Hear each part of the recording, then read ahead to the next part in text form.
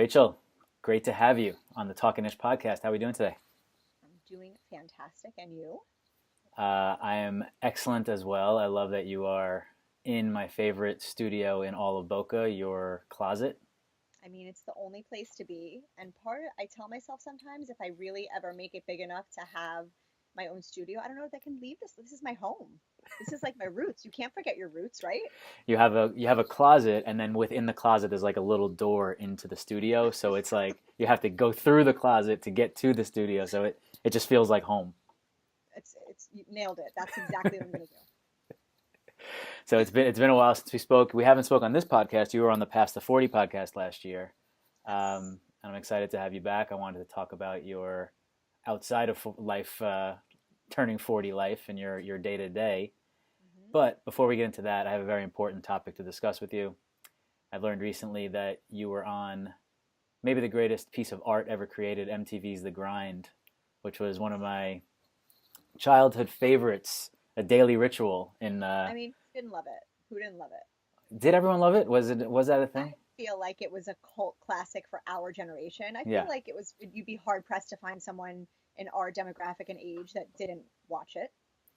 So how did you end? Because I think it was big in my life when I was 11, 12, 13, like that age.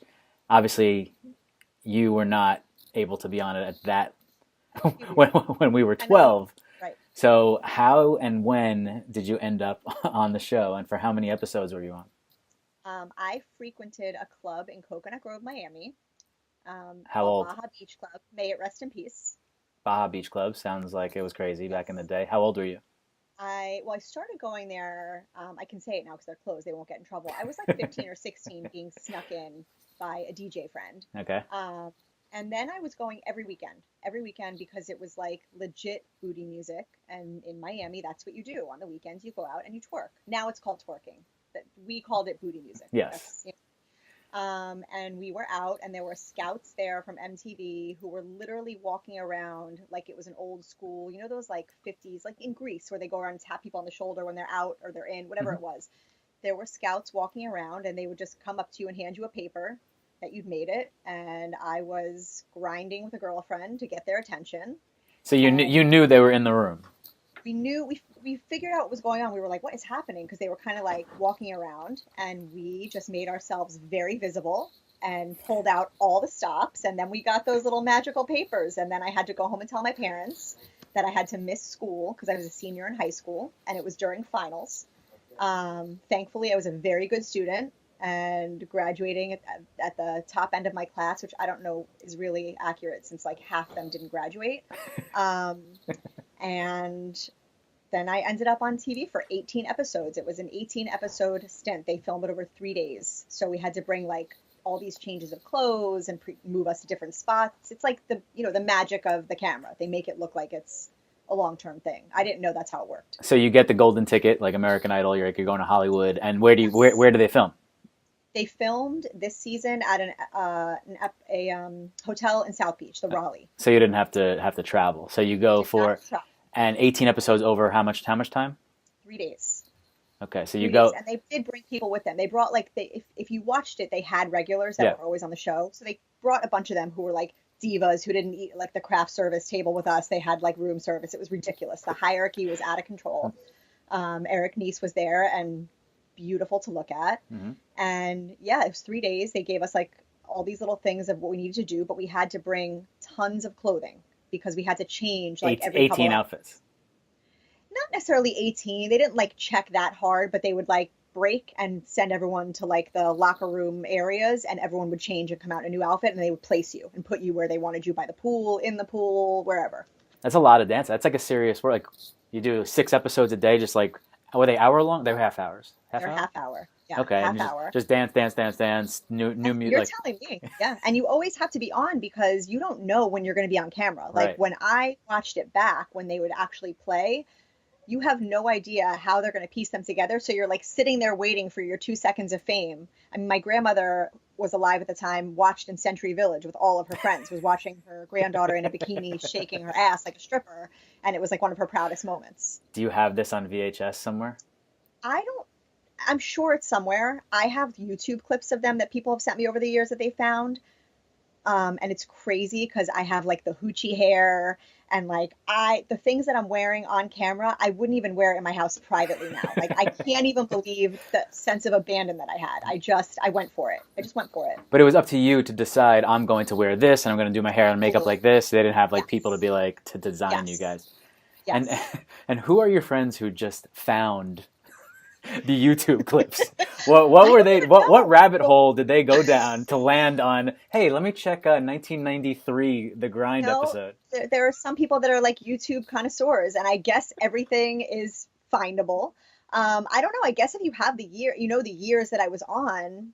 I think that I think if I remember correctly, the one friend who found a couple of them was one who was on the show with us because there were a few of us that went together. And I think she searched the live performances she remembered of because there were live performances Hmm. with like people there.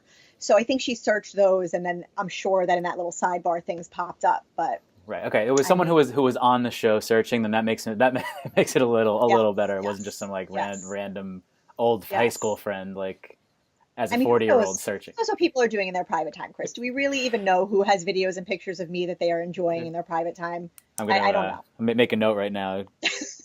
Search The Grind on YouTube.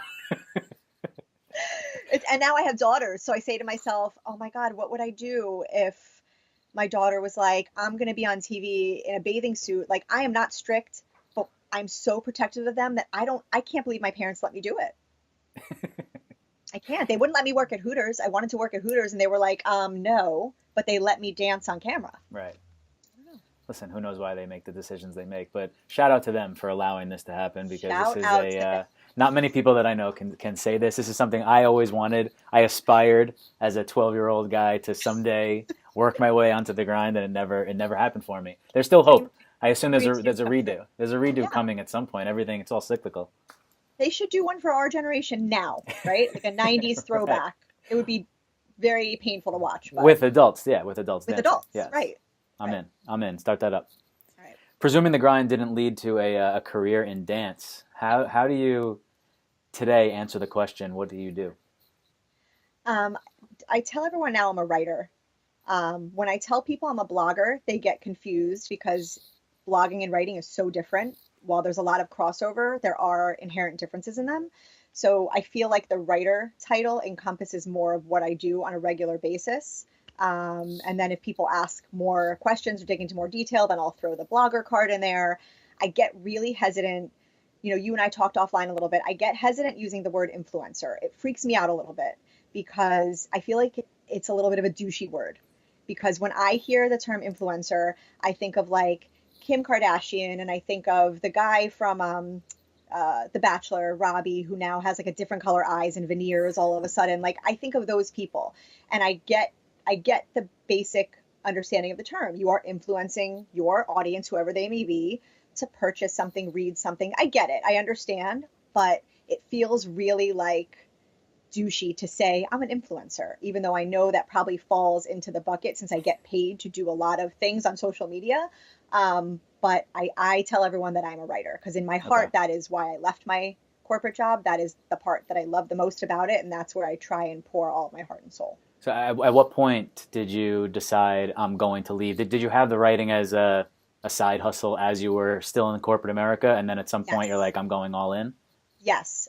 So because my background's in public relations, I was always writing for a living, but I was always writing very business focused stuff. My heart wasn't in it. It was just a job. It was a paycheck. And I'd always kind of written on the side. And I never said no to freelance, even when I was working, because I was so afraid to lose those contacts. So it got to the point where I was so miserable working in a very toxic environment with a company that was owned by a couple privately, and the woman was just horrible and was breeding this mean girl culture. And I'm not built like that. And I couldn't do it. I was coming home crying, but I have kids and I have a husband. And I was like, I can't just quit my job. That's very irresponsible. So I started to just beef up the freelance stuff. And I said yes to everything thrown my way to the point where I was working all day and then working all night. And when I started to match my salary, my husband and I looked at each other and we were like, okay. And I pulled the cord and I was out. That And was like the best day of my life. when was this? 5 years ago, almost 6 years ago. Nice. I mean, Best day of my life. that's the way that people should be doing it, right? Just work on your passion on the side while you're still maintaining, and then make that decision. Good for you. And I'm making myself sound really like methodical about it. But when it was happening, I was like, like you picture the Muppets are like crazy running around. I was ready to quit. And I had a very good girlfriend who coaches. She's like a business coach, especially for women. And she said, you can't just quit. Like you got to lay a little bit of groundwork. And she was totally right. But I was done. I'm very emotional. I was ready to like give them, throw my fingers up in the air and walk out. And she kind of talked me off the ledge. And that's why I burned the candle at both ends for a long time to just show myself that I could do it. And I'm thankful I did that because who knows the mental state I would have been in if I gave up that paycheck so quickly Hmm. and then didn't know what was next. So Sure. that is one thing I say to everyone with that, itch to leave, just kind of like set the stage a little bit before you jump ship. For sure. That's the way to do it. And where do you write? In what spaces? You mentioned blogger, but do you also do in any, Yeah. periodicals? Yeah, so I have my blog where most of my stuff lives, but I'm also a contributor for Pop Sugar, which was super exciting for me. A major goal that was fulfilled. So I'm really proud of that. I write for a lot of motherhood based, parenthood based outlets like Scary Mommy, the Today Show spinoff, Today Parents. I used to write for HuffPost before they shut down that contributor platform because people abused it like morons. And then a little odds and ends that's inappropriate is one that I write for. So a lot of things that are geared towards motherhood, but the very realistic, raw, vulnerable view, not like the look, my husband sent me flowers because I delivered his fifth child today and life is perfect. It's more like I am texting my husband every second to tell him to get his ass home because I'm about to lose my mind. Right. That kind of stuff, Yes. I know the angle you speak of. Is there do you write on your blog and then these outlets contact you and say we want to feature that post, or do they come to you and say, hey, we're thinking about a topic and we'd like you to be the one to write it for us? So both, and then there's a third piece. So there are the outlets that will come to me because they'll see a post and say, "Can we repurpose this? Can we post it?" And it's always yes. Then there are outlets that I have paid relationships with as a contributor. So I'll pitch them ideas or they'll have a running list of things they're looking for, and then I'll get work that way. And then there are the ones who will approach me and say, we would like you to write about XYZ. Are you open to it? So it's kind of like a mix of all of it. And I think that's very common. I think all of us who are piecing these freelance things together and not, on staff somewhere full time, that's kind of how it works. It's just like an evolving thing that there's no set rules for. So how many pieces are you putting out or writing? I guess it's up to them how they put it out, but how many are you writing per week? Um, like all together for everything that I'm Hmm. writing for. Yeah. Probably right now, on average, I'd say four. Okay. Um, but there are weeks where I don't write a single thing because it's such a creative process. I know there are people who plan it and they'll have editorial calendars. I've never been like that unless it's something client focused. If it's for me, I write based on the things that are like actually happening live in my life. And so I will pick up my phone and go to look at something and I'll see a picture I took and I'll go, oh, I wanted to write about that. Because a lot of my stuff is visual. My camera roll is filled with pictures of things that I have taken because I know I want to write something that's based around it. It could be my kids, it could be social media shaming my husband for leaving dishes in the sink. I mean, there are like it's like a melange of beautiful pictures that are creative inspiration for me, but I have to get to them And you write, your blog is Wine and Cheez-Its. with an H, wine with an H. When did you come up with that name? Was that the blog name? Like, was that the moniker from day one? And Yes. do more people know you as that or as Rachel Sobel? Like when you're writing for Pop Sugar or HuffPost back in the day, what are you writing it as? So it always says Rachel Sobel Wine and Cheez-Its. It always says I always put the two together. I mean, locally, I will go somewhere and someone will say, "Oh my God, are you Wine and Cheez-Its?" And I want to pass out because I don't care if they know my name. The fact that there is that connection, it means they're reading what I'm writing, and so that to me is the most fulfilling thing ever. I would legally change my name to Wine and Cheez-Its if I could. Like I'm fine with that. I kind of piece them together because I do think it's really important for people to know who I am, what my name is, so that if I ever, for whatever reason, lost that name, I don't lose my entire community of people who I built around this incredible journey of motherhood. So I try and always put them together. Like for example, on Facebook, I think now it says Wine and Cheese. It's by Rachel Sobel because I Hmm. want it to be. I don't want anyone to get confused and think it's two separate entities. That makes sense. So you are now, as you said before, even though we don't like the word, an influencer. So what does a normal day look like for you? I mean, I know you have a 2-year-old, so nothing is probably that normal, or rather a better way. Like, how when do you set aside time for writing? I do a lot of it when it's either nap time. I mean, what I found in this whole journey that I can't even believe is I'm the girl who I'll say to my husband, I need an hour to get ready. Like, you need to give me an hour to get dressed, shower. What I can accomplish in 15 minutes is mind blowing. So, like, the baby will go down for a nap for an hour, and I will churn out more content than I have done it in like a week because I get into like beast mode. So I do a lot when she's sleeping. I do a lot. I have a sitter twice a week because my husband thought I was very close to losing my mind. So he was like, "You are like twitching when I come home. You need to hire someone a couple days a week until she's in school." So I have help a couple days a week, and so I will leave and go to Starbucks and plug in my AirPods and not talk to anyone and churn out stuff then. But I do a lot at night when the kids are sleeping. A lot. That's probably when I get the most done. But it sounds like it's more, except for those two sitter days, it's more on a whim. Like, all right, I have time now. Yeah. Let me sit down and just unload on a keyboard. Totally. And the only time that doesn't work is I do have people that I write that pay me to write for their sites or for them, and it's not my personal stuff. You have Obviously, deadlines. there's deadlines Yeah. tied to that. So that's the stuff that comes first. That's the stuff that I know I have to get off my plate and be responsible about, and everything else kind of falls to the wayside because I know I'll fit it in. And as an influencer, you're also your biggest platform is on Instagram in terms of that, right? Your follower count, and Yes. so you have brands reaching out to you. Like, what is the? I'm sure a lot of people would love to have this lifestyle, right? Where it's people will call me and pay me and give me free product to like live my Yeah. life and take pictures of it. It's incredible. I mean, I pinch myself. What is the how does the brand and influencer relationship work? Because I'm sure people see the glamour of it, but like behind the scenes, like how often are you contacted? How often do you say yes? How does it work? I get contacted a lot. However, I turn down a lot. I think that there's this big disconnect right now because there are a lot of people who are abusing the whole influencer era. I think there are people who are just constantly looking for freebies and looking to engage with brands and have their 15 minutes of fame. And so they will basically do anything and they ruin it for the rest of us because they will engage with the brand and they'll say, yeah, sure, send me a t-shirt and I'll write 500 words. And I don't do that. This is my livelihood that I have put so much work into that this is my job. And I believe that I deserve to be compensated for that in an appropriate way. So there are people who will contact me and say, oh, we'll give you XYZ if you post about it in the beginning. And I believe this is important for everyone. I said yes to everything. Everything. I was like, yes, I just wanted Hmm. to show that I could do it. I wanted brands to see it. I wanted to get street cred, right? I wanted to show that I am not above, trying whatever needs to happen to show that I am capable. I have an engaged audience who will listen, and I will only post about things that I have either used or I like.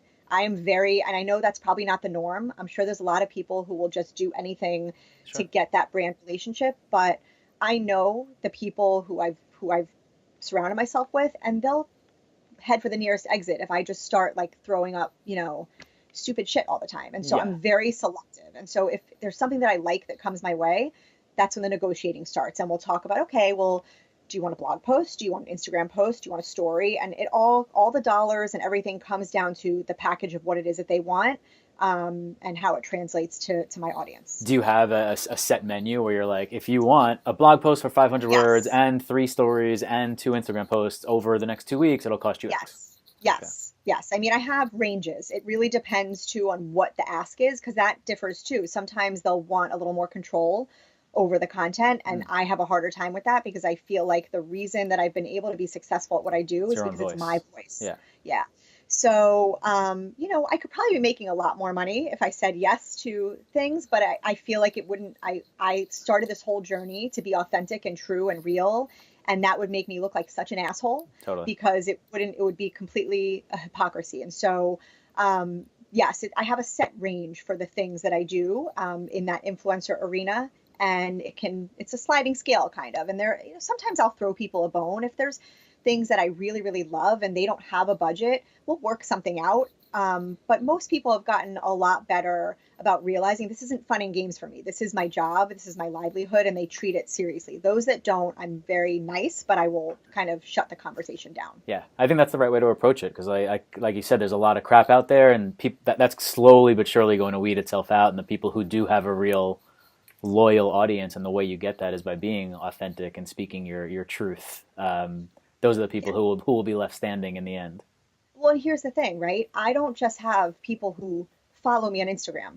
I have, when I tell you the messages that I get and just the DMs and the emails, every time I write something or post something that is one of those, not a meme, but something that is heartfelt and a story about my family, I cry when I read these things and I realize I'm not just this like person, this face behind a social media account.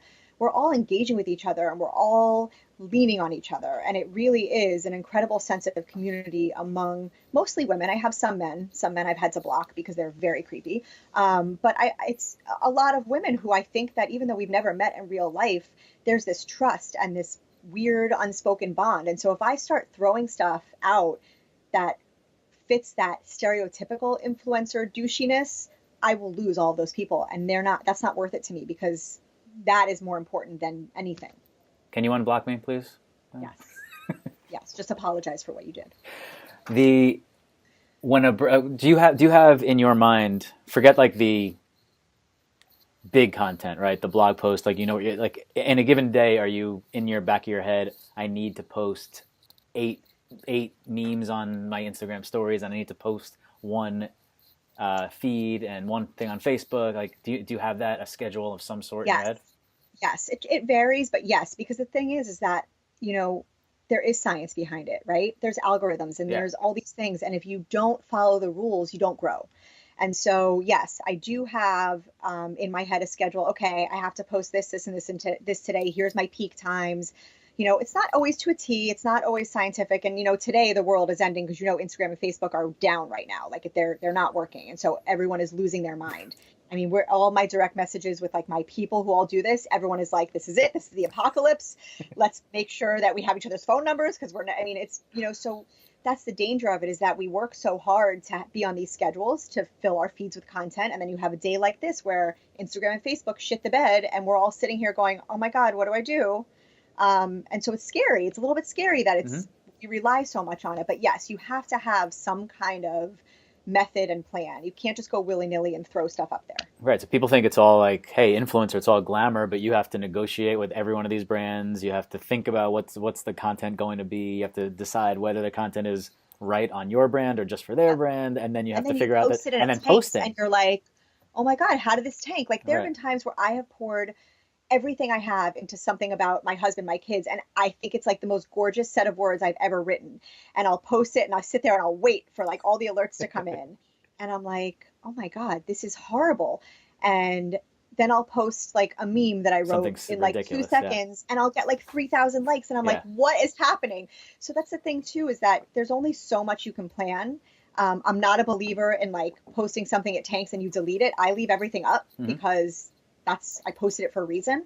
But there is a method to it. It's not all glamour. And the biggest knife in my heart is like, I am on my phone a lot because of this. And my kids will be like, Mommy, get off your phone. And it kills me because I'm working. Hmm. I'm not checking Facebook. I am working. But it's so hard to reconcile that when you don't have an off switch because you don't just get to stop. You don't just get to say, okay, I'm going to take the day off. Could you do that? Sure, you could. But it kind of does mess with things if you're playing into the whole engagement and algorithm. And so Hmm. you feel that intense pressure to always be on, and it's a lot. Is there potential for automation or a partner or if, an assistant, somebody who could take off some of the load? Yeah, I mean, there's automation now. There's a lot of platforms you can automate. It makes me very uncomfortable because sometimes things don't translate. Sometimes a hashtag, I don't know, it just doesn't, I don't trust. I love technology, but I also don't trust it. Hmm. So I know that if I do it with my own hands and I put it up there, um, that it's solid. And so I'm very wary of scheduling type of things, which I know I'm probably not in the norm, but I'm very controlling with that kind of stuff.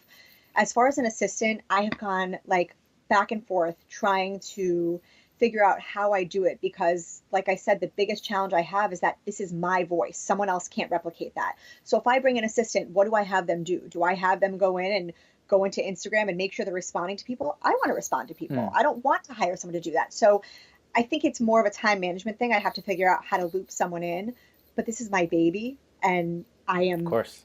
admittedly very controlling of it. And so I don't know how to get myself there. That's the biggest struggle I have. And what about a representative or management for, to deal with the brands and field all of that to take it off your plate? So I have that this year. I was very fortunate that I was approached by an agency down here who asked to represent me for that stuff. So they handle that, Okay. which has been amazing because when I do get those inquiries, I don't even have to play like good cop, bad cop. I just forward it to them and they're in my, bio on all my social. And so that has been a huge game changer. And it's also made me feel a little bit more official because I'm like, okay, well, if Yeah. I have someone who thinks I am Speak to my good enough, people. yeah, Yeah, like then, I must be doing something for sure. right. So yeah, that's definitely been a game changer. So they come in and represent you. If you get an offer, you're like talk to them. Yes. They'll negotiate and Yes. they'll come back and say, hey, we have this one. What do you think? And Yes. you'll green light, red light, and that's it. Exactly. It's pretty good. It's very good. Yeah. All Very right. good. So we're one step closer. Yeah. A little bit at a time. Take it off your plate, and then you're just doing what you want to do. Till I have my empire, and then Yeah. I'll hire someone like that. Hopefully, will not try and seduce my husband like the Kardashian chick. I don't know, but I believe it. You know. So whether you like it or not, you're like now a mom authority. Like, do people come to you for parenting advice? They do. I don't know if I'd call it advice. I think that everybody out there, when you are raising children, you have these moments where you experience things where you're like, oh my God, is this normal?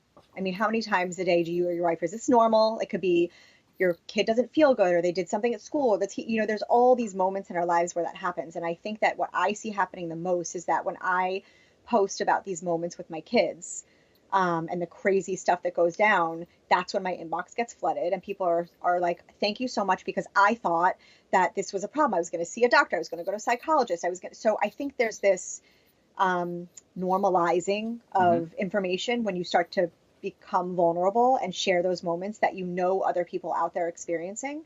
And so I don't know if it's advice or as much as commiserating. I think that there's a lot of people who seek me out and we have these conversations and they feel like they have someone who's on their side. I'm not judging you for not breastfeeding. I'm not judging you for not letting your kid cry it out. I mean, I'm a big believer that motherhood is your journey and you have to do it your way. I have strong opinions on certain things that I don't post about because I don't want to alienate half my audience, because they're very hot button topics. Sure. But I try to be incredibly non-judgmental, unless it's a self-deprecating, funny way. I try and be very open so that I don't alienate anyone who might not think the way that I think. People probably feel more comfortable with talking to a stranger about things because they don't have to go to their community and be judged with the person that they see at the pickup line every day or at Or you, at you birthday are, parties or whatnot, right? yep, So yep, they look at you 100%. as, oh, this is a mom who like gets it. It's safe. Yeah. It's safe. They know I'm not gonna rat them out. I'm very discreet. They know I'm not gonna like start posting messages they send me. I'm very sensitive to it. And I'm not the person who, when someone sends me this novel of a response, I'm like, oh, thanks for reaching out. I write back. And Mm-hmm. sometimes I have tears in my eyes. And I am like so thankful that people even take the time to reach out hoping that I respond, because that to me is like, it's everything. That is everything. You are nothing without people who, and again, I hate the word following, but who are following you and believe in what you're saying. You're nothing. If you don't have that audience, there's no point. So I am thankful for it every single day. That's the way to do it now. Like, actually, my most recent episode of Talkin' Ish before this, I had on Slade Somer, who's in the media and like journalism and that background. We talked a lot about what new media looks like, and one of his takes, which is something I fully believe, is that you need the loyal audience in today's day and age because all these distribution platforms that are free are just like the model. Netflix has kind of turned everything on its head. It's like, are we going to be paying for content? Is everything going to be free? But like then Facebook owns it. It's just everything is a little weird. If you have the people that like will follow you from platform to platform, like you have followers on Instagram who will also read your blog and then they'll also see you on Right. Facebook. And you need to kind of be platform agnostic, right? Where you can You kind of do. bounce around and have the people follow you wherever. And definitely a way to do that is just by being authentic and engaging the way you do. That's my children FaceTiming me nonstop. You do. You have to be authentic. And the other thing that I've learned is that it's really funny when you first start. I feel like you have these little milestones in your head of what you want to see happen. Like when I first started my Instagram account, I have my best friend has been my best friend since I'm 15, and she's my biggest supporter other than, my mom and my husband.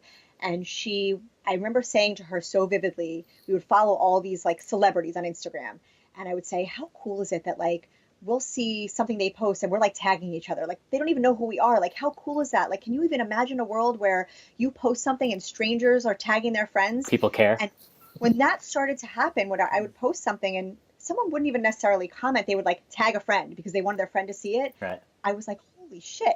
It's a very humbling and surreal thing to realize that you have people out there that you don't know. You don't know where they live. You don't know, what their marital situation is. You don't know what they eat for breakfast, but they are engaging with you, and it's pretty magical. It really is. For sure. How old are your kids? Just to let everyone know what you're dealing with at home right now. I I am dealing with two children that make me cry once a week. One is 10 and one is 2. They're both girls, and they are amazing and incredible. And I can't believe I made them in my body. Like, I look at them and I'm like, I can't believe I grew you in my body. And my 10-year-old's like, can you stop being weird? And I'm like, no, never. But I look at them and they're so headstrong and they're so stubborn.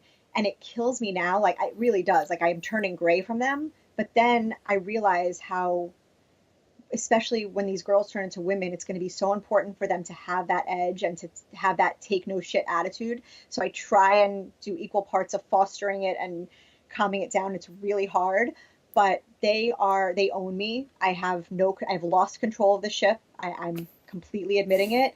I just hope that they have that same sense of stubbornness when they start dating. Like, I hope that they're as stubborn when like a guy is trying to get their clothes off. I hope that they are as rigid as they are with me. That's the only thing I can hope for. And when they're interviewing for jobs and stuff, like, I hope those skills go to that kind of, stuff in their life. Keep doing what you're doing. I'm sure they'll be fine. So, since you're a mom authority and give out, advice or commiserate, I have a question for you.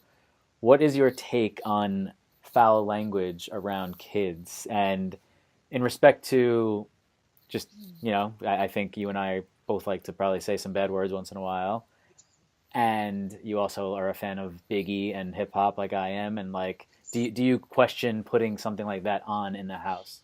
This is a really timely topic right now in my life. So Me too. That's why I'm asking.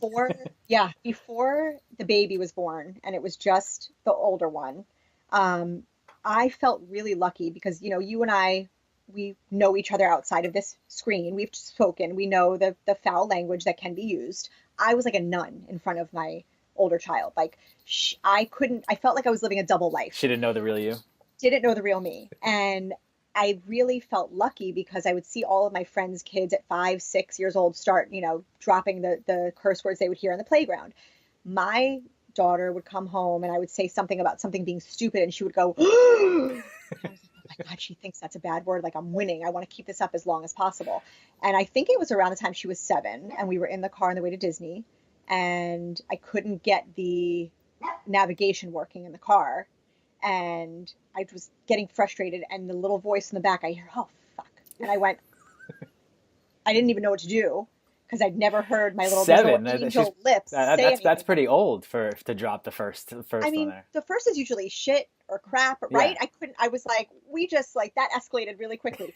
So we had a lot of conversations about it. And here's what I figured out. And my mom has a mouth like a truck driver.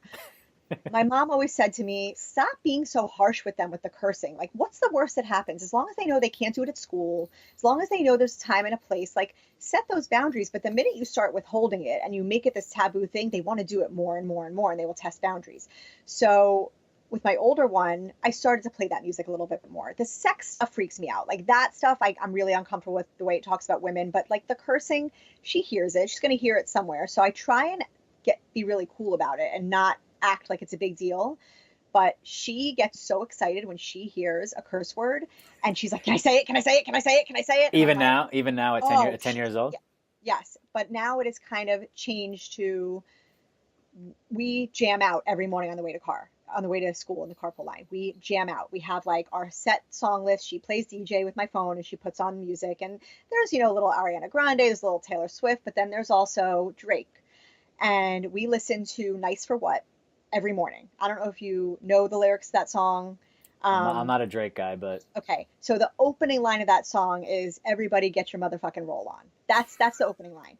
I made her play the clean version. I said, we're mhm. not playing the dirty version. Like, we're not doing that. So we play the clean version, but she knows what it is. So it started out with her looking in the mirror and mouthing it. She would mouth the words to me. And I laughed so hard because this kid just wants to say it. Right. So I'm like, you know what? I'm going to let her live her best life. And I go, you can say it. So just in the car on the way to school, we sing it so loud Every day. every day, every single day. And the kid gets out in a good mood and she's happy and she Totally. feels like she can be herself and whatever. She knows that basically the boundary I set with her with cursing is that you don't do it to me. You don't say anything at me. You don't call that is inappropriate and you will get all privileges taken away. And you never say it to someone else or in school. If you want to do it because it's in a song and we're playing around, I'm okay with that, but just don't cross the boundary. And so far that's worked. But she you give her and she takes a mile. She says one word, she wants to say them all. Mhm. And it's like that OCD over and over and over again. But if that's the worst thing my kid does, you know, I'll take it. So that was a very long-winded answer, but I feel like there's so many bigger fish to fry with parenthood. There's Totally. so much other stuff, heavy stuff we deal with. If your kid wants to drop the F bomb, what's going to happen? What's really going to happen? So if you're not okay with that, you're probably not my people, and that's okay. But I don't know. I feel like I'd rather her punish her for other things than that. Yeah, I'm with you. I mean, it hasn't become a big problem in my house yet.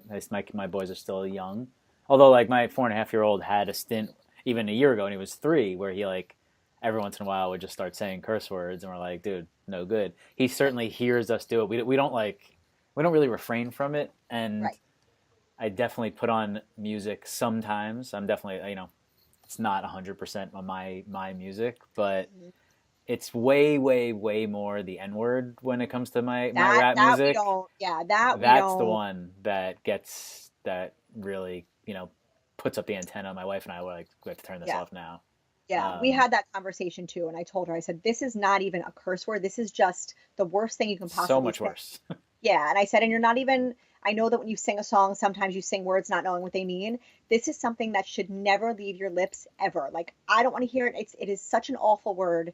And we had a very honest conversation, but I think that's also the key with kids is don't lie. Just be honest. Tell them, like, don't make them feel like shit because they're doing something that you're not okay with. Tell them why and explain it. And I find that most times when you're heartfelt with it and you really give them the reasoning behind it, it usually shuts down the conversation. Yeah, I mean, I know in the back of my head, I'm always like, when is that conversation going to happen? Where my oldest son's going to be like, Daddy, what is that? What is that word that Method Man is saying 200 times in a minute? Yep. Yeah, Have the sex conversation started yet? Have you gotten there yet? no. Oh, just wait. Well, Maybe it's like, easier with boys. I want to cry every day when it happens. well, your daughter's a lot older than my son. Like, I'm sure by the time he's that age, there'll be many of those conversations. But Yes. It um, is harrowing. And you have to play it cool. Like that's the thing is you can't be like can't show fear. Like you can't show but no matter how I'm laid back, I am not a prude. I am pretty brutally honest. I don't have a filter or a censor. But there nothing really prepares you for that moment when your daughter comes home from school and says, Mom, I heard about this on the playground. What does it mean? And you're like, and it's not just sex, it's like sex acts. And you're like, specific, yeah. yes. And you're like, oh my God, it's, that a piece of their innocence right there in front of you is like going away. And no matter how cool you think you are as a parent, it is like, It's it, it hard to is keep it hard. under wraps in that moment. Yeah. Yeah. So you've recently moved into a new realm of content, scripted reality TV here with Yes. the moms of Instagram. What Real what what? Housewives of Instagram. Is that Yeah. what it is? It's the Real Yeah. Housewives of Yeah. Instagram. What is that about? And what's the plan there? I don't really know what the plan is. It's a really fun project between myself and a few other parenting based bloggers. And we just decided it would be fun. We're all Bravo Housewives fans. And there's so much stuff. If you live in the world of Instagram, there's these common inside jokes that tend to happen. Whether the site goes down or an algorithm gets messed up or a hashtag gets banned. And if you live in that world, that stuff becomes laughable, how much you're talking about it. And so we decided to have some fun and spoof off of the Real Housewives franchise and kind of create these little identities and put out little 1 to 2 minute episodes every week. And I don't know what the plan is. I think right now we're just kind of putting it out there to see what the reception is. So far, everyone who's seen them is loving it. But I think you have to live in that world. You have to be on Instagram and into everything, the nitty gritty of it to get a lot of it. Hmm. And you obviously have to be a Housewives fan because we pay homage to them a lot with Sure. little one-liners and things like that. Are these all local Florida moms? Nobody, everybody, we have Chicago, two in Chicago, one in Westchester. I'm here. And then, yeah, we're all over the place. So we basically film, send it to one of the women, and she edits everything. I was going to There's a ask, script. how does that go? Oh, there is. Yeah, So there's a somebody script. takes charge and says, this is what this episode's going to be about this Yep. week. Here's your part. Record it however you feel right. Yep. But say Andrea say doesn't these give- words. Yeah, yeah. At Andrea doesn't give a duck, Mhm. takes charge.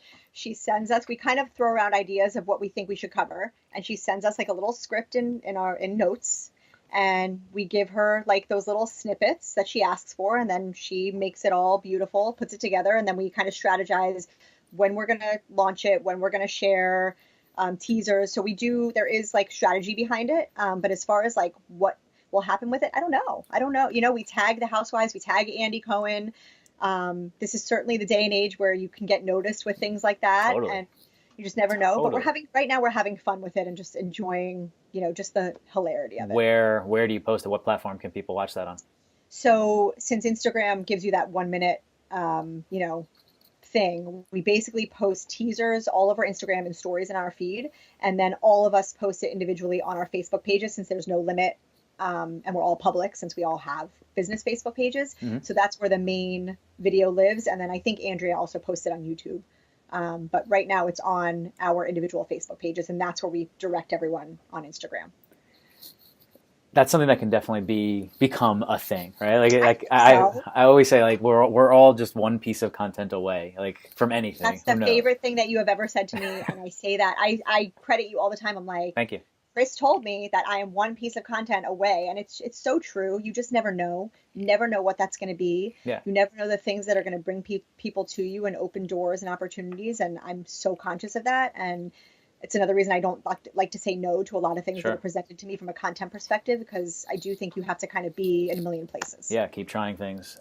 Yeah. Have you made a lot of mom friends, relationships through these, like, other moms that are in your world of Yes. influence? Yes. So the women who I share most frequently on Instagram, we all share each other's memes. We've become this tight-knit community. We share such personal things with each other. It's crazy to me because I am not like that. I have my close-knit group of girlfriends, and I'm very cautious with who I share what with, but we have this immediate camaraderie and bond, and we genuinely just enjoy each other and trust each other and have each other's backs. And like, listen, scary things happen on Instagram. I almost shut everything down a month ago because I was getting very creepy messages from a man. He was trying to send me money on Facebook. He was constant. It was just weird, and I got very weirded out, and I went to them. I turned to them. I was like, you guys. To who? Your group of My group friends, on right? Instagram. And when I tell you that they sprung into action, they were sending me links to the FBI, to a number to call. They were telling me, you need to call your local police and just get something documented. You need to block him. You do this. We need to block him. They sent out like mass messages to other women that I may not be connected to. Hey guys, heads up, everyone, they mobilized. Mhm. And I got like goosebumps from it because I was like, they don't know me. They've never met me, but they're my people. Yeah. They are my people. Yeah. And I think that is the amazing part too about social media. Everyone talks so badly about it, and there are negatives, but when you find people like you who are doing what you do, and so they get the day in and day out, you don't have to explain to them every day why you're doing what you're doing. Sure. There is an unspoken bond that forms, and it's incredible. So yeah, they're my friends in real life. A lot of them I've never never met, but you guys are friends. Yeah, it's amazing. It's amazing how that works. But they know so much about me and vice versa, and Right. it's really crazy. Very cool. Can we talk about The Bachelor before we go? Because we realize that we are both Absolutely. viewers of The Bachelor, Yes. which ended last night. Hashtag Bachelor Nation. Hell yeah. Well, let's go backwards, because they announced who the new Bachelorette is, Yeah. and it's Hannah B. Yeah, sure is. If anyone didn't see the finale yet, sorry for the spoiler, but you can log off now. Yeah. What do we think of her moving forward as the Bachelorette? I don't want to be a mean girl because she's a person. She is. She's a person. She's not just the That's a bachelorette. fact. She is a person with a family and feelings, and I'm sensitive to that. But the, we watch these shows because we connect with the people on them in some way, whether we're rooting for them, whether we see a similarity in them, whatever it is, we get emotionally vested in these people. I have zero emotional investment in her. Zero. I don't get it. I don't get the appeal. Yes, she's pretty. Yes, she, was on the show and it was a launching pad to, I guess, do this. But I feel like there were so many other people that were fan favorites that should have been considered. I just can't connect what it is because if you look, I don't know if you've checked online, if you've looked at the announcement when Chris Harrison announced it last night, I was reading some of the comments and they're mean and I don't want to be mean, but the overwhelming majority of America does not want her. They don't like her. So I don't understand the logic behind that. Yeah. I don't get it. It seems like a very odd choice. I don't know how she came to the forefront because it didn't seem like she stood out this season, other than like that early confrontation with the other pageant, Right, right, Caitlin. right. Um, and then last night, her performance was Awkward. very awkward, very questionable. And here's what I don't get. She has a pageant background. Right, Aren't those people like prepared, trained and like composed, poised. they have one job to go on stage and nail it. So I don't understand what happened. And that's I think my biggest issue with her is that I like quirky. I do. Like I thought Becca was quirky. I thought she was like a little bit out there, but I liked her. Like she was I don't know, she was smart and put together and Yeah, she really different made for sure. sense. Yeah, I don't understand the appeal of Hannah because I just think every single time she opens her mouth, she can't form a full sentence and it's awkward. So how do you build a show around that when you're dating is awkward, intimacy is awkward, all that stuff is awkward when you're doing it in front of a camera. So how are you having someone who can't get a sentence out? yeah. I was thinking about the comments last night. Like, what God, what must the producers or social media be saying right now as she like fumbles with every sentence? Maybe that's what they were like. Maybe they're like going towards that. They're gonna lean into that and make it like, oh, here's this like kind of Southern belle who like doesn't everything is just like awesome and whatever, and I'm just like very aloof about everything. But the thing is, the thing that threw me for a loop towards the end, of, like during like the one rose thing, Yeah. she made two jokes like back to back, and I'm like, And they were these funny. are both things that like I would Yes. say And she right was like, now. try harder, try harder. These both fit in Yes. the moment. I was like, wait a minute, how are you making these Yes. like witty retorts right here after you just like couldn't even say three words in a row? So that was I like, oh, there's something in there. there may be, and I hate to say this because I am a Bachelor Nation fan, and I feel like when you are a Bachelor Nation person, you can't really be a fair weather fan. You kind of just have to like accept it. You do, because otherwise you're not a real fan. I don't know. Maybe that's just me.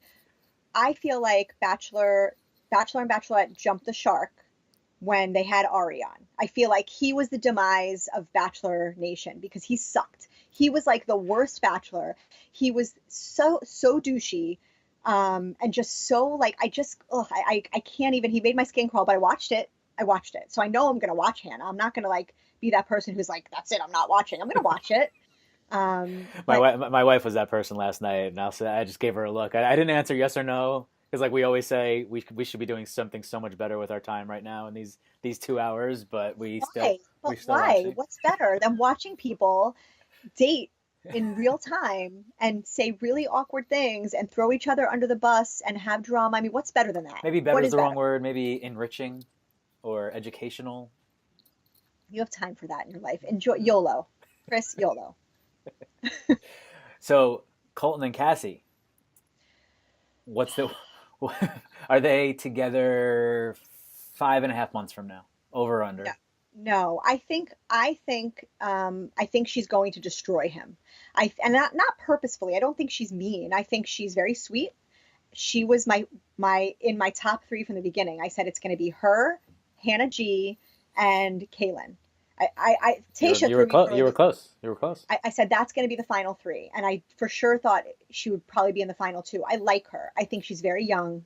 I think she's very naive. I think she hasn't lived a lot of life to know if she's ready to get married yet, and she did it all on camera, and I think it messed with her. I think she really cracked under the pressure, understandably so. It's a lot, but I think that she is now in that bubble of like being enamored with this whole situation. And I do think he is like head over heels for her. And so that's got to make her feel really good. But I think when the dust settles or when they face that first hard moment as a couple, whether it's picking out a color to paint their walls and you're killing each other because you don't like the same color, or the couch you're like fighting over, I think she's going to jump ship and destroy him.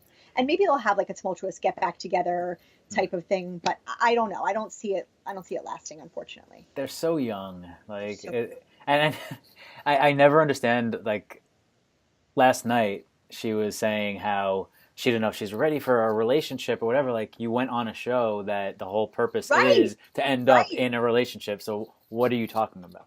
And I have to think I said that to someone. I said that exact sentence. I'm like, she knew what she was signing up for, and they were like, okay, but think about it. Sometimes what you think it's going to be and what ends up being is not. It's like reality versus fantasy, and maybe she wasn't mentally prepared for what it really was, and that could be true. At 23, I she's just probably just think, like, I want to go on TV. what were you doing at 23? Were you ready to get married at 23? Never. Right. I don't know if I'm ready now. I think it's so young. It's so young. Like, how could you It's possibly insane. know? It's young. Yeah. It's she should be having like a slut phase right now. She was on another reality show. Do you know this? No. Yeah, she's like a Which reality reality show? show person, and either her like brother or sister was also on one. So like, A dating one? yeah, it was Okay, so something. it's not her first rodeo. Yes, it was something religious. Like I think she went, or she went to like a Mormon school or a Christian school, but it was a dating show that had to do with that. Like, so She's very anyone religious. who's on multiple dating Red reality flags. shows, a lot of red flags. So I wasn't sure like last week with the whole drama if she was acting or Right. if she was just like super young. Like I'm so I think she's confused. I'm super so young. confused. Like there was no real emotion or substance. She wasn't like actually in the conversation. It was just like it was a, No, it's like she had Botox to her brain. It was like she was like dead in the brain, right? Like it was nothing was and moving. all she could say was, "I'm so confused." I'm Like so no, you're confused. not. You know What's exactly what's happening going on right now? here. What's happening? I don't understand what's happening. Yeah, I don't understand. that's somebody who's like never really been through anything. But I think we can all agree. I think America can agree that she 100% deflowered Colton, right? I would absolutely agree. Do you think it was that night in the fantasy suite last night, I was or talking in about this with my between them? husband. Yeah. You know, I don't. I think if you really want me to like get down to the details, I think they did everything but in the fantasy suite. Okay. That's his move. He said that. He said it when they were like, Colton, like, how could you know? He's like, listen, I've done everything but. I I, think they I'm did I'm glad everything I'm but. glad he was able to get that out. That was only like last week that he said. I'm glad finally like Yes. he was able because all season like that's been a lot of the question. Like, has he done anything? Has he ever even Yes. like been I think there touched? was some heavy petting. I think there was some dry humping. I think there was, simulated sexual activity and maybe some other odds and ends Hmm. thrown in the mix. But I think that after they left that bubble, I think they sealed the deal. Right. I mean, it's been months since the Yeah. show, right? There's So no way they there's no way that he's still a virgin. 100%. Hmm. Which makes her a little bit more, it makes it a more upsetting because he held on for so long. And I know he wasn't saving it for marriage, but if she took that from him, not being sure if she could be with him, that's a little bit upsetting to me. Not that it Well, was not willing on his part, but I mean, you like yeah, waited this long. You waited this long. Like, I'm fine just with make it sure. though. I'm fine with it. At this point, I'm fine with it. He's 27 now or something, and I mean, it should have happened years ago. he believes that she's the one. So Yeah. I don't. I think it's okay if he wasn't waiting for marriage, which he said he wasn't. So Yeah. I'm cool with that. I'm glad we sorted through that. The really important stuff here. Yeah. Really important. Tell me about the hashtag that you use often. Don't hurt yourself. I'll just do it. It's my husband's favorite. So I don't know what your boys are like, and kids are kids, but my family leaves shit everywhere. And I'm not just talking about like toys. They'll like open a bag of chips and leave the empty bag on the counter. They will like put something halfway in a drawer in the refrigerator and not close it and try and like they don't care. Like they just it's like I'm housekeeping. I am housekeeping in my own house. Like I'm housekeeping room service. I'm a short order cook. So I was really getting sick of it. And I was like, how can I stop this? And my husband does it too. He's the worst offender sometimes. Not as bad as my older daughter now, but he's has his fair share. And I said, you know what? I have a platform. I have a platform Let's call these like bitches Miss out. America, and I'm going to use it. And so I started posting these shameful things that my family was doing with garbage around my house and using the hashtag don't hurt yourself, I'll just do it. What I didn't realize was the reception I was going to get to that. I mean, the amount of pictures that women send me or put in their stories and tag me and put don't hurt yourself, I'll just do it. I have this like little community of social media shamers who are, it's like better than therapy Right. because we are all in it together. We're all experiencing it, but it is like maddening. And it could be, I mean, I play a game in my house. Maybe your wife does this. I play a game where there'll be a bowl on the floor, a kid's like chip bowl on the floor. I will leave it there. I will leave it there and I will walk past it every day and count how many days it's been until someone's going to notice it. Nobody's even noticed. I'm driving myself crazy. No, I'm playing the game with myself. Nobody's playing with me. I drive myself insane until I lose my shit one day and I'm like, that's been sitting there for 5 days. And my husband's like, so why didn't you pick it up? And I don't even have a good reason. I I hope mean, it that, seems like a logical response, right? yeah, yeah. But yeah, that has become one of the most popular things on my feed, I think, because it's real life. It's real life. So I don't think that's such a big problem in my house. But two things I want to add to that. One, my wife might say differently because she certainly is more in charge of that stuff. Let's say, although I think I do a pretty decent share. But two, we live in Brooklyn in a brownstone, so it's a lot smaller space. So Right. a bowl on the floor is incredibly noticeable No, no matter right, where we are. It's right. different than a house setup. It makes me it makes me feel like sometimes I'm losing my mind and I'm like a bowl on the floor away from rocking in the corner singing to myself. Like it is so bad. It's so bad. And then my husband now will say to me, well, I mean, I'm giving you content, so you should say thank you. And I'm Right. like, thank you. It's like I'm purposely leaving this bag of chips on the floor here. Right, right, right. So has the behavior changed since you started calling them out? He's much better. He doesn't, I think he does not want to become Facebook and Instagram famous that way. He prefers the posts where I talk about how he thinks my crazy is adorable. Like he loves those posts. Sure. My kids are not on social media, so they have no idea I even do it. They'll just have this long thing to go back to one day. They can see all the ways that I called them out publicly. Right. But yes, his behavior has definitely changed.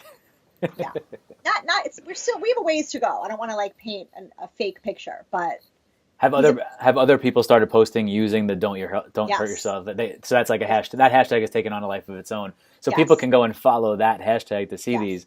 Don't hurt yourself. I'll just do it. yes, Pretty good. yes. That's good stuff. And they can tag me, and I'm actually considering doing a contest of people sending me their like most egregious don't hurt yourself, I'll just do it, and I'll think of a really fun prize because it's a fun way to like commiserate, engage, and there's a book in the works around it also that is happening. If I can ever I write like a couple of pages every week and then I put it down, so that's coming. Is the premise of that a collection of all of these different things, Yes. or it's more just that's the No, title and it's about mom just being a mom? no, it's a collection of all of these things that have actually happened. It's very photo heavy, using the same pictures that I post about with like colored commentary, Hmm. that I think all of us can relate to. I picture it being like one of those point of purchase books at like Barnes and Noble where like you see those little fun things that you buy as a gift. I really hoped to have it out before Mother's Day because I feel like that would have been such a good thing. Yeah. But I feel like if I can hit Father's Day, that's maybe even better. So it's soon. It's like I it's hope close. so. I hope so. I keep saying it out loud to hold myself accountable. Sure. But at the end of the day, life takes over and then I get crazy, but it's there. It's like, it's pretty baked. I just have to like fine tune it. Okay. Yeah. We'll look forward to that. Where can people find you? All over the interwebs. All over the interweb. So Instagram is probably the biggest, and that's at Wine and Cheez-Its, wine with an H, and it's the same on Facebook. And then I'm on Twitter, but I'm only using it today to bitch about Facebook and Instagram being down. That's the only reason I've used Twitter. And if I have to use LinkedIn, I quit life. I'm not moving to LinkedIn. That's not for you. No, but You left that corporate grind behind. yeah, I get notification there, and I'm like, I don't even know what this is. Right. But yeah, that's where I am on Instagram and Facebook, and my blog is wineandcheezits.com. wineandcheeses.com and the Real Housewives of Instagram you can find on your Facebook page. Yes. But And Instagram every Monday night that's on when my it gets Facebook released. page, Well, that Thursdays is Real Housewives on Instagram, but every Monday night Oh, I am live from my closet. I am live from my closet at 8:30 Eastern every Monday night, and we talk about the topic of the day. We have event sesh of the day, and we talk about something that I'm into and loving product wise. So that's every Monday at 8:30 on Facebook Live. on Facebook Live on Wine and Cheez-Its. Yep. All right. A lot of Yep. stuff going on there. A lot of stuff. Love what you're doing. Keep it up. Thank you. I love what you're doing. Thank you. Thanks. I'm glad we can collaborate for such Me too. an All the hour time. I'm session like always this. down.